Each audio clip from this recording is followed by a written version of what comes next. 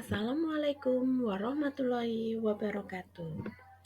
Perkenalkan, saya Rizka Marina Anggraini, CGP Angkatan 11 dari Kabupaten Pati, SDN Pati Kidul 03. Di sini saya akan memaparkan tentang hasil diseminasi saya yang kemarin tentang aksi nyata modul 1.4 menyebarkan pemahaman dan pengalaman penerapan budaya positif.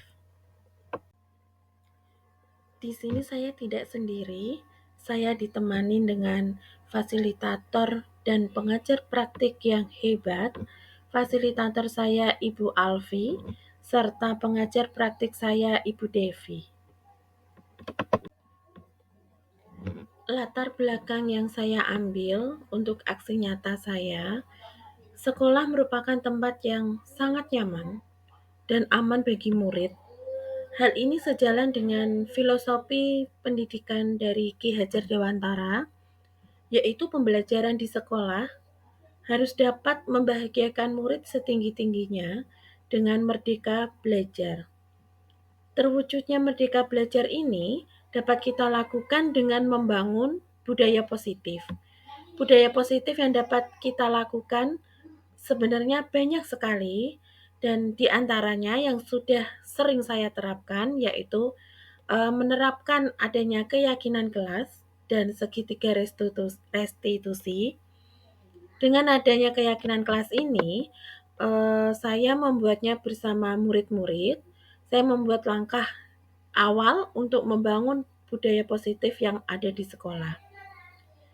Dengan adanya penerapan segitiga restitusi dapat membimbing murid saya untuk dapat melaksanakan disiplin positif. Sebenarnya di sekolah saya sendiri sudah ada budaya positif yang lainnya juga, seperti pembiasaan setiap pagi dan pulang sekolah, anak-anak harus bersalaman dengan Bapak Ibu guru. Kemudian setiap pagi hari Kamis, anak-anak selalu membacakan Asmaul Husna secara bersama-sama dalam satu sekolah.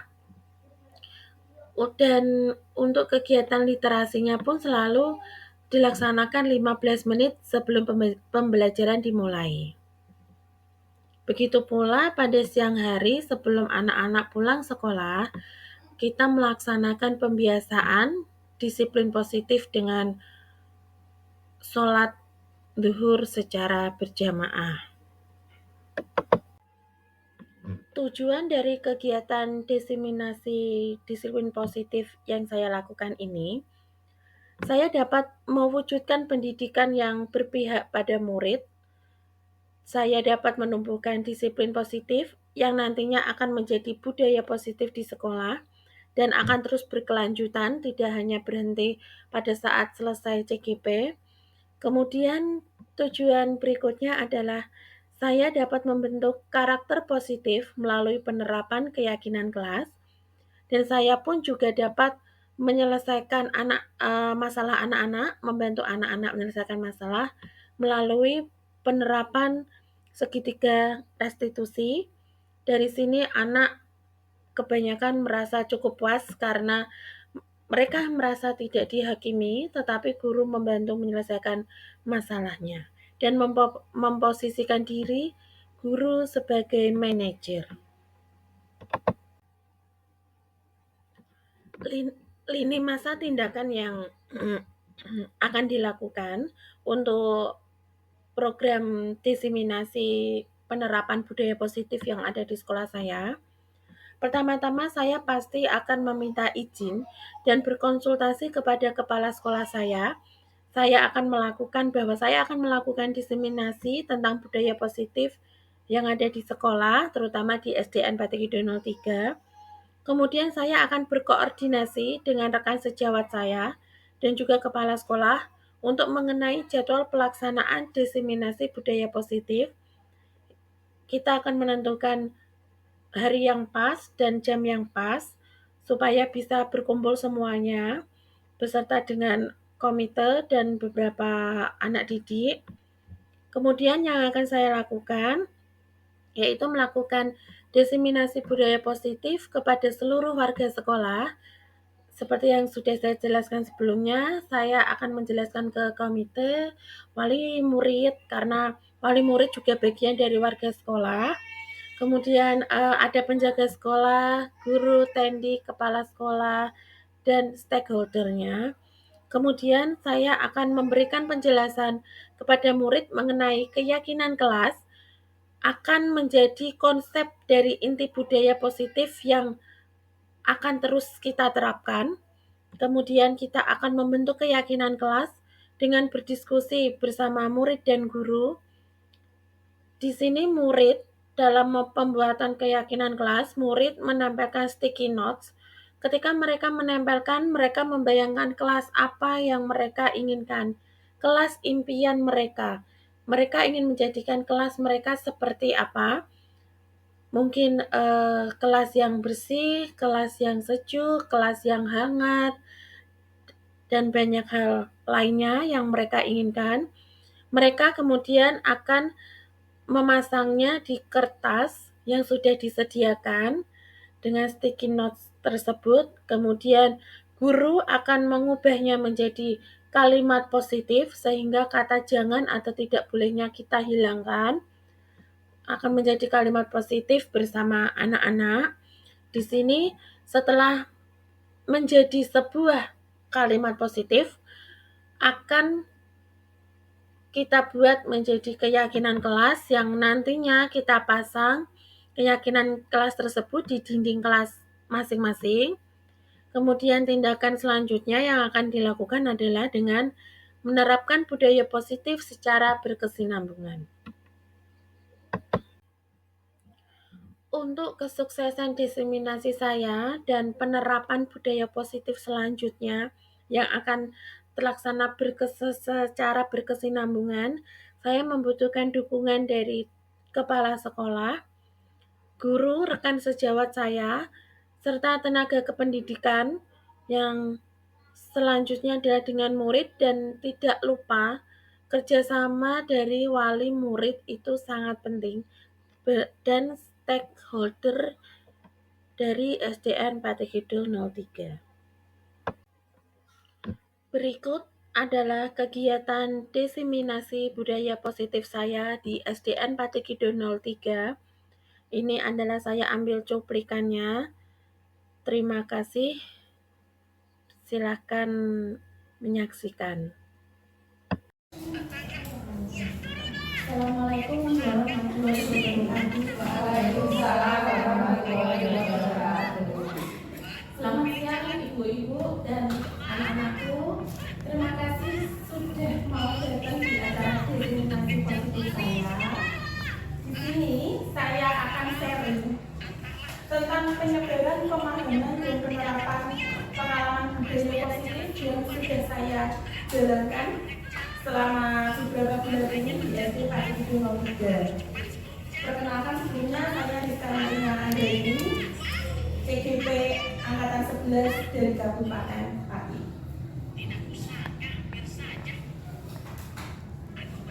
Konsep inti dari budaya positif ada beberapa hal. Yang pertama, perubahan paradigma belajar, disiplin positif, nilai-nilai kebajikan, kebutuhan dasar manusia, motivasi perilaku manusia, posisi kontrol guru, keyakinan kelas, serta segitiga restitusi. Pembelajaran dengan paradigma baru ini sesuai dengan profil pelajar Pancasila. Pembelajaran dengan paradigma yang merupakan pembelajaran dirancang berdasarkan prinsip pembelajaran berdiferensiasi, yaitu pembelajaran yang akan dibuat berbeda berdasarkan gaya belajar anak, kebutuhan anak, pengetahuan anak. Berdasarkan tahap perkembangannya sesuai dengan teori psikologi modern sehingga terwujud profil pelajar Pancasila. Miskonsepsi tentang teori kontrol. Di sini ada 4. Yang pertama, ilusi guru untuk mengontrol murid. Kemudian ilusi bahwa semua penguatan positif efektif dan bermanfaat. Ilusi bahwa orang dewasa berhak untuk memaksa anak-anak. Kemudian yang terakhir adalah ilusi bahwa kritik dan membuat rasa bersalah itu sangat mampu untuk menguatkan karakter. Mengubah paradigma stimulus respon ke pendekatan teori kontrol. Yang pertama stimulus respon, yaitu salah satunya realitas atau kebutuhan kita yang sama. Kemudian semua orang melihat hal yang sama akan diri kita. Berikutnya, kita mencoba mengubah orang agar pandangan kita sama dengan orang yang lainnya.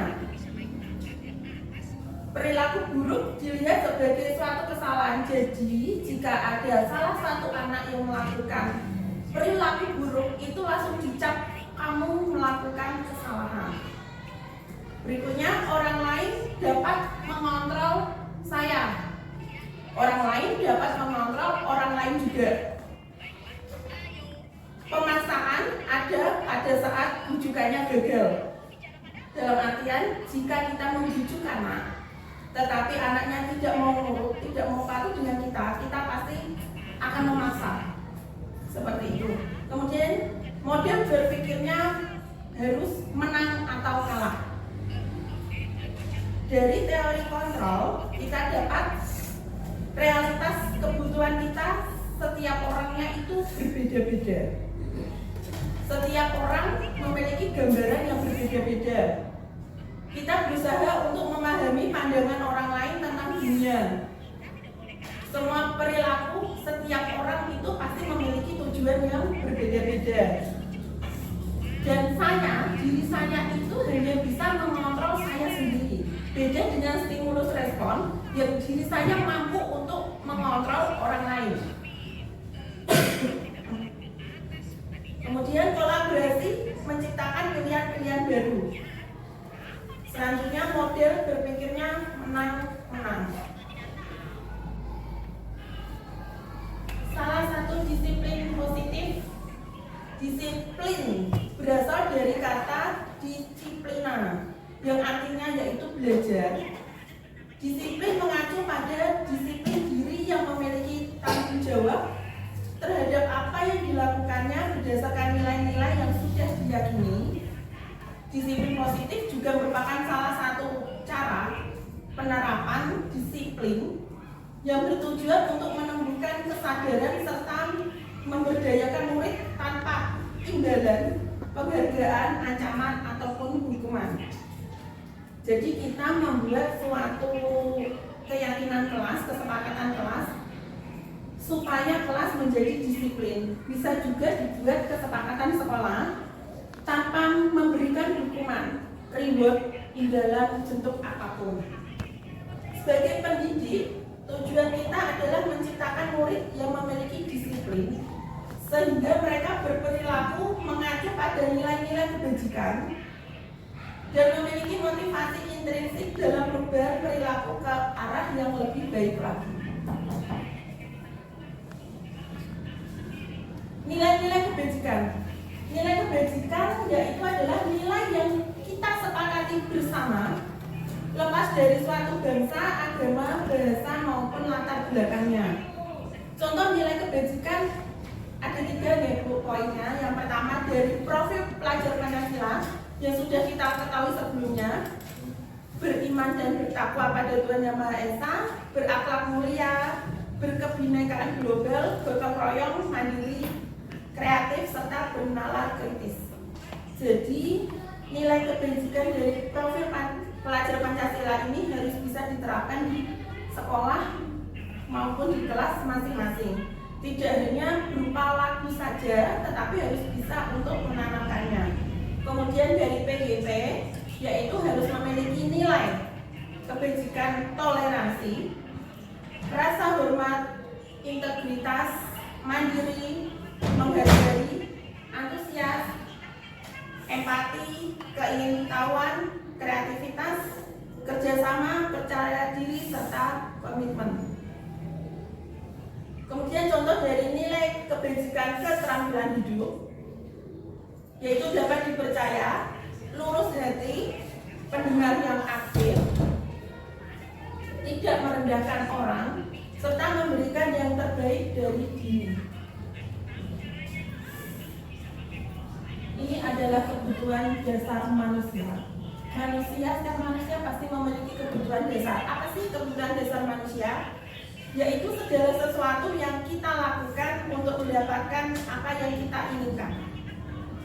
Seluruh tindakan yang kita lakukan memiliki tujuan tertentu, dan semua usaha terbaik yang kita lakukan adalah dalam rangka agar kebutuhan dasar kita terpenuhi dengan baik. Kebutuhan dasar manusia ada 5 ya. Yang pertama, bertahan hidup. Seperti pakaian, tempat tinggal, makanan, itu adalah kebutuhan kita supaya kita dapat bertahan hidup. Berikutnya, kasih sayang dan rasa diterima. Kita sebagai manusia tidak memungkiri membutuhkan kasih sayang baik dari keluarga, teman, sahabat, dan rasa diterima. Jadi tidak ada gap-gapan atau kelompok-kelompokan, grup-grupan. Kita bersama-sama menjadi satu, sehingga kita memiliki rasa diterima dengan lingkungan kita. Kemudian yang ketiga adalah penguasaan. Keempat, kebebasan. Kebebasan ini kita bisa bebas untuk berekspresi, berimajinasi. Yang terakhir juga yang tidak kalah pentingnya adalah kebutuhan dasar manusia, kesenangan. Hidup itu harus senang ya, ibu-ibu. Motivasi perilaku manusia.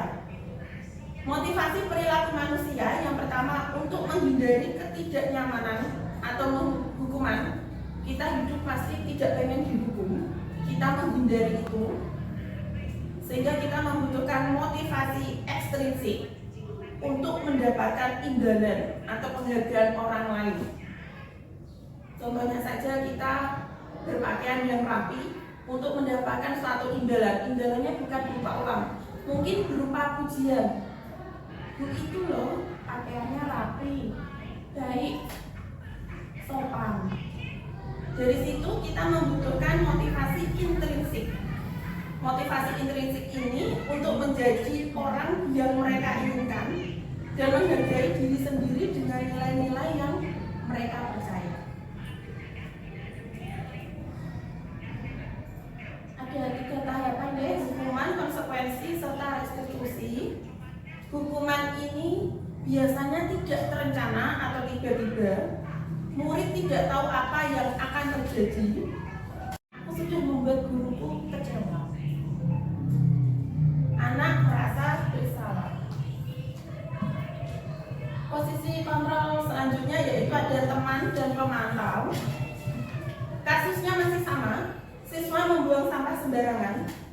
Guru sebagai teman akan berkata, memori.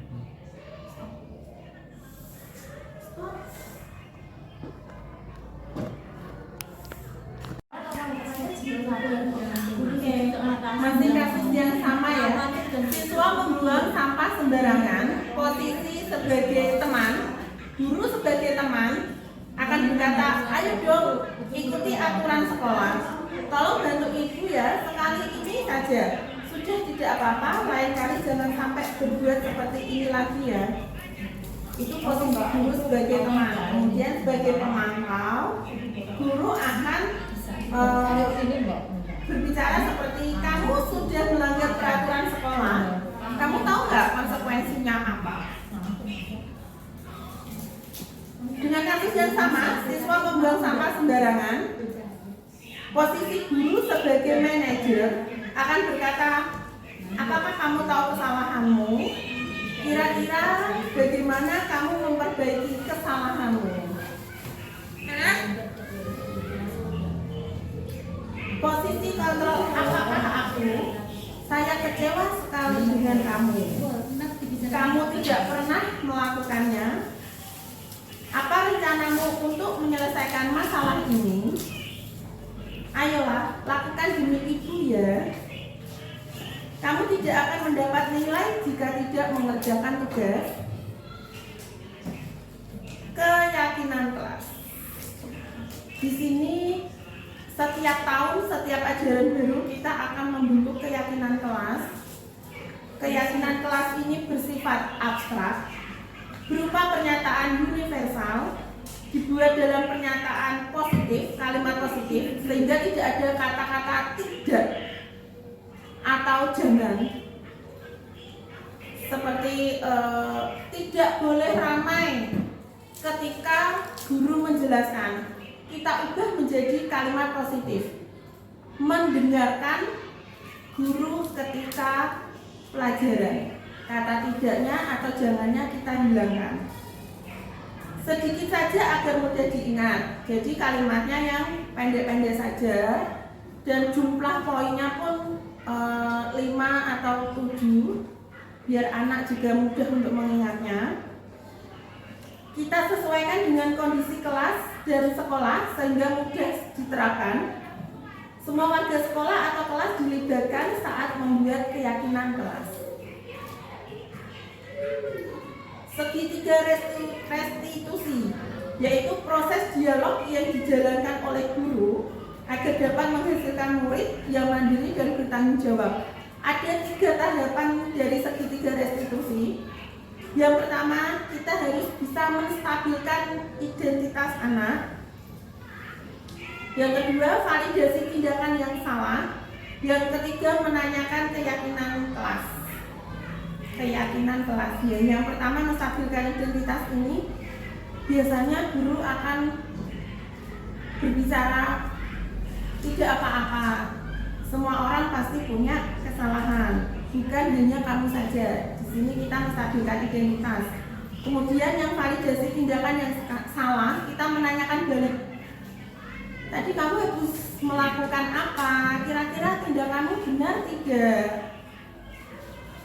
Yang menanyakan keyakinan, kita kembalikan ke anak lagi. Kira-kira setelah melakukan kesalahan tersebut, kamu melanggar keyakinan kelas kita tidak?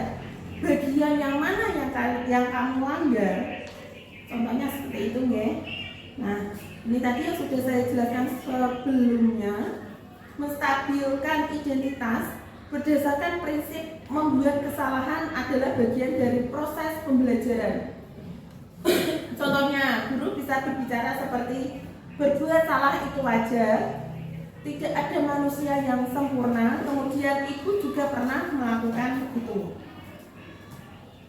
Validasi tindakan yang salah berdasarkan prinsip setiap perilaku berupaya memenuhi suatu kebutuhan tertentu. Biasanya guru akan berbicara, kamu pasti punya alasan kenapa kamu melakukan hal itu. Contoh lainnya, padahal kamu bisa loh melakukan yang lebih baik dari ini. Tahapan yang terakhir yaitu menanyakan keyakinan kelas yang sudah disepakati. Berdasarkan prinsip teori kontrol, bahwa pada dasarnya kita termotivasi secara intrinsik. Kalimat yang bisa digunakan yaitu, apa keyakinan kelas kita? Kamu ingin menjadi orang yang seperti apa? Dan nilai-nilai apa yang telah disepakati bersama?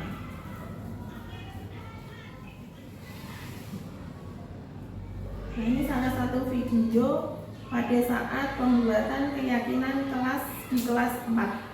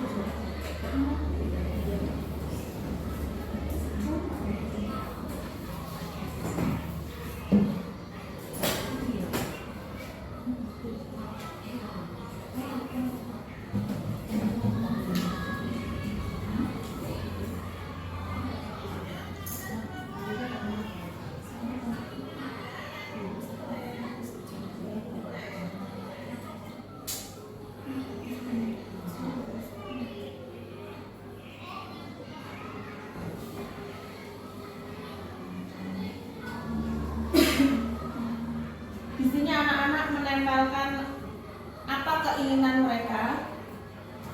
Anak-anak menempelkan keinginan mereka kelas yang akan dihuninya selama 1 tahun.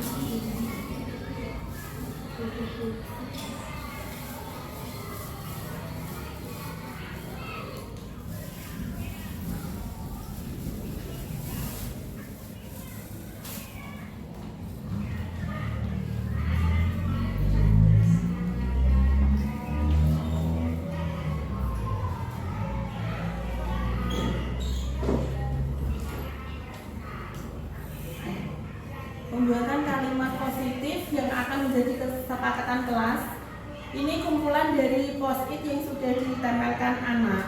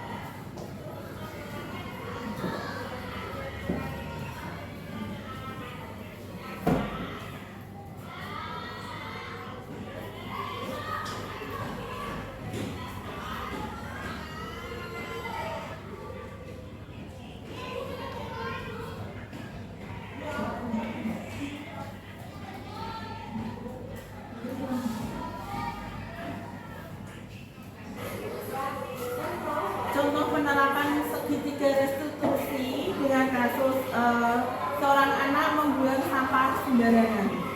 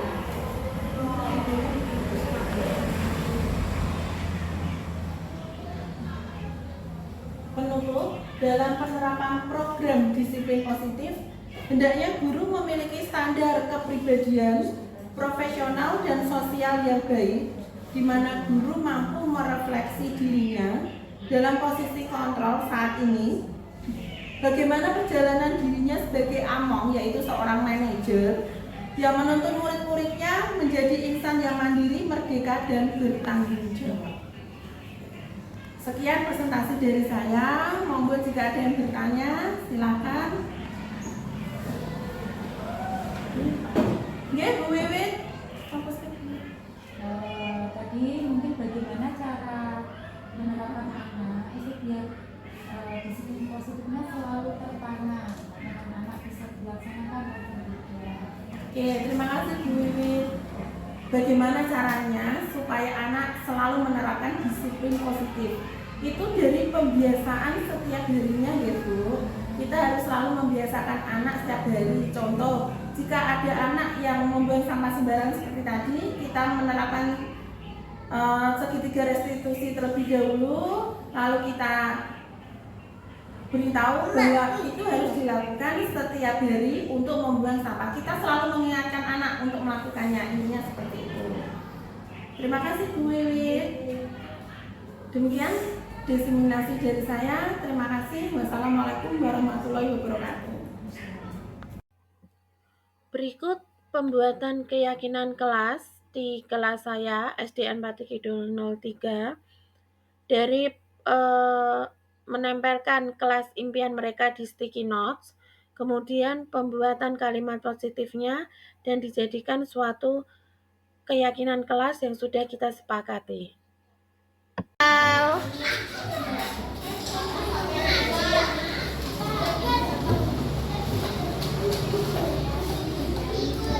Yuk langsung tempel aja, enggak apa-apa. Sesuaikan warnanya. Enggak harus urut. Mau yang ditempel, mau yang nomor 4 dulu boleh.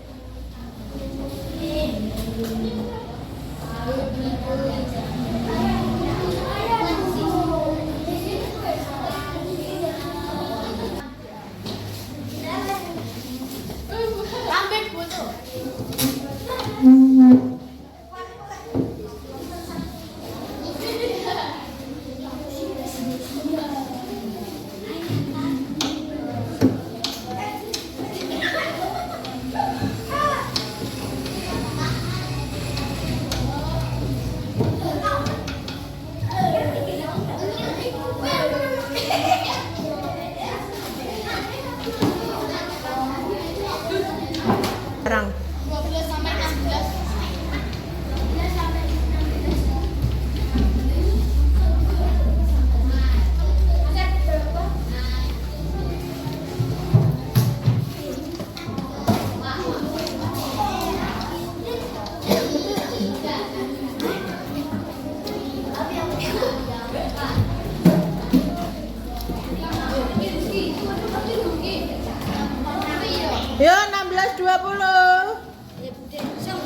Darel, duduk le, duduk.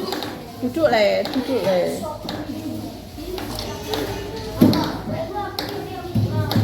Oh, goyang-goyang. Wait, no.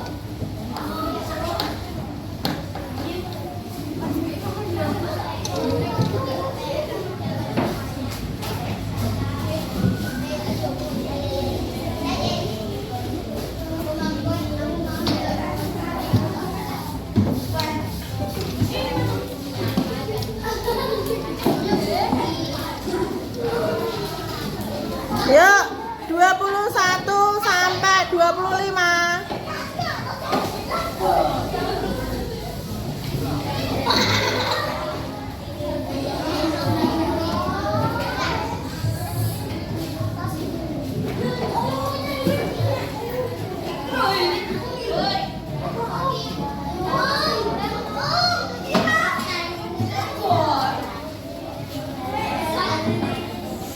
Dua puluh 26 sampai 30, silakan.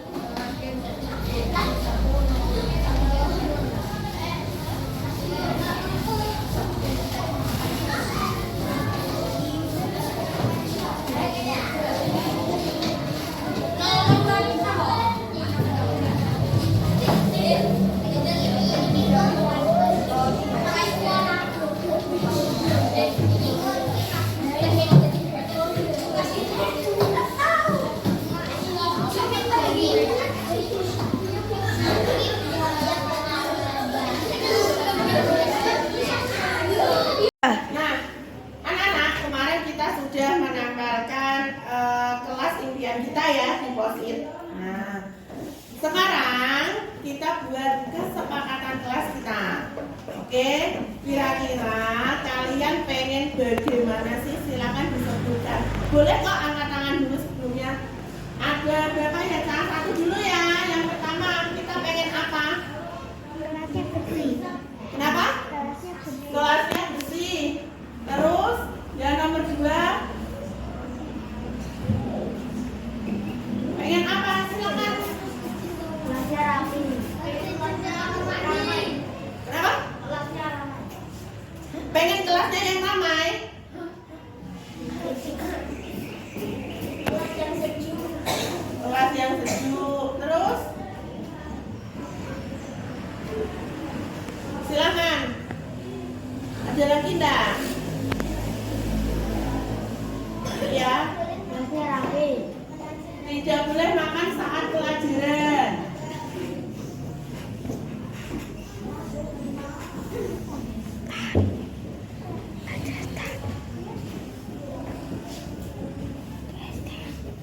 Berikutnya, Tidak boleh berbicara saat jam pelajaran. oke, saat guru menjelaskan ya, tidak boleh.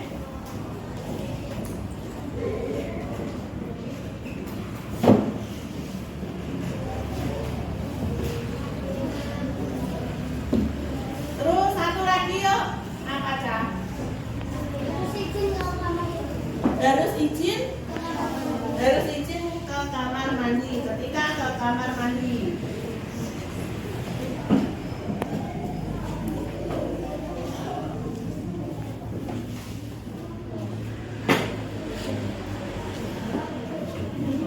Nah, dari kalimat ini kita akan ubah menjadi kalimat positif yang akan menjadi keyakinan kelas kita. Kalian kepengen kelas yang bersih. Terus kelas bersih dan sejuk ya, digabung ya. Terus yang nomor 2, tidak boleh makan saat pelajaran. Kita ubah menjadi dihilangkan tidak bolehnya. Berarti makan saat jam istirahat.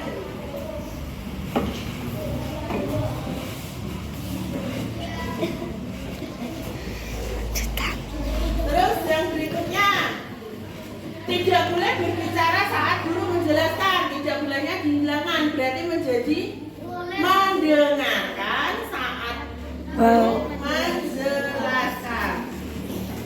Mendengarkan.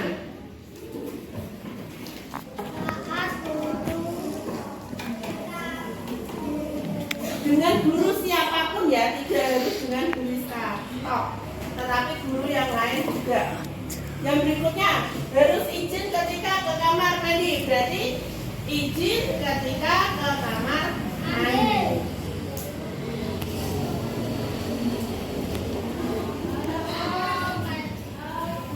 Oke, sudah jadi kesepakatan kelas kita.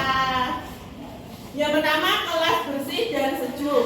Berikutnya, makan saat jam istirahat. Terus mendengarkan saat guru menjelaskan. Dan yang terakhir, izin ketika ke kamar mandi. Kita sepakat? Bareng-bareng ya, kalau sepakat, bilang sepakat bareng-bareng. Kita sepakat? Sepakat. Terima kasih. Berikut adalah contoh dari penerapan segitiga restitusi yang sudah pernah saya lakukan dengan 2 kasus. Kasus yang pertama, anak membuang sampah tidak pada tempatnya karena dia melempar sampah tersebut terburu-buru karena bel sudah berbunyi untuk masuk. Jadi sampah yang dia pegang tidak tepat ke tempat sampah. Ini saya jadikan sebagai membuang sampah sembarangan. Kemudian kasus yang kedua, di sini ada anak yang sengaja bermain ketika guru menjelaskan, sehingga anak menjadi tidak fokus dalam pembelajaran, tidak memperhatikan guru ketika menjelaskan, pelajaran menjadi tidak masuk.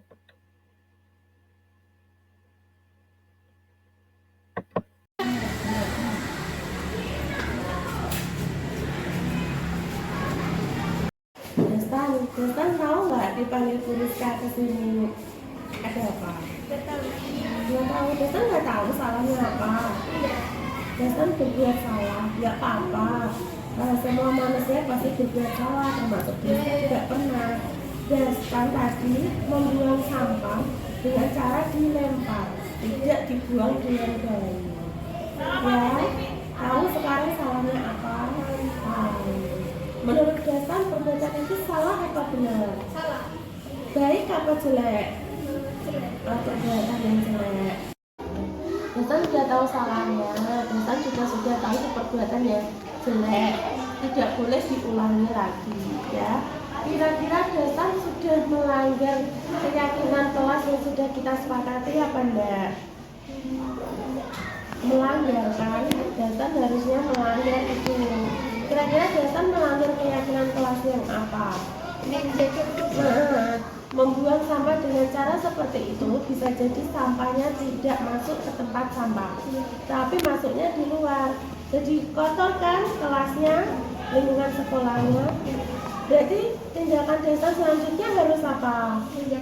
Menjaga kebersihan. Selain itu juga harus membantu teman-temannya untuk menjaga kebersihan juga. Oke, terima kasih Destan. Silakan kembali ke tempat duduk. Pas dulu dong. Sekarang hari ini kita belajar tentang nilai tempat ya saya. Oke. Contoh nih ada angka 8.496. 8.000 menempati nilai 2. Oke, Destan. Coba diperhatikan. Nilai 6 menempati angka ribuan. Salah apa benar tak? Kenapa? Destan tidak mendengarkan. Destan ikut Bu Rizka ya. Destan, dipanggil Bu Rizka kenapa? Nggak tahu. Masa nggak tahu? Tadi kan kamu main ketika Bu Rizka menjelaskan. Iya kan? Dampaknya apa? Kalau Destan tidak mendengarkan seperti itu. Tidak bisa menjawab. Tidak bisa menjawab. Nah, ini tahu salahnya apa tadi? Main apa? Main slide. Berarti Destan dipanggil Bu Rizka karena Destan main slide saat pelajaran. Baik apa tidak perbuatan seperti itu? Tidak baik. Destan tahu ya itu tidak baik karena jika tidak mendengarkan pelajaran dan tidak fokus, Destan tidak bisa menangkap pelajaran. Kira-kira Destan melanggar keyakinan kelas kita enggak? Iya, apa? Bermain saat jam pelajaran. Bermain saat Jangan diulangi lagi ya biasanya. Oke, selamat kembali ke kelas. Setelah saya mengobrol dengan Briska, saya sangat senang karena mendapatkan solusi dari Briska. Terima kasih Briska. Berikut adalah contoh budaya positif yang sudah dilaksanakan di SDN Pati Kidul 03 selain penerapan segitiga restitusi serta pembuatan keyakinan kelas. Di sini SDN Pati Kidul 03 melakukan pembiasaan-pembiasaan yang menjadi budaya positif di SD Pati Kidul 03. Ayo bangsa Indonesia, dengan jiwa yang berseri-seri, mari berjalan terus, jangan berhenti, revolusimu belum selesai. Jangan berhenti, sebab siapa yang berhenti akan diseret oleh sejarah. Dan siapa yang menentang corak dan arahnya sejarah, tidak peduli tiada bangsa apapun, dia akan digiling, disilat oleh sejarah itu sama sekali. Indonesia pusaka, Indonesia tercinta, nusa bangsa dan bahasa kita bela bersama.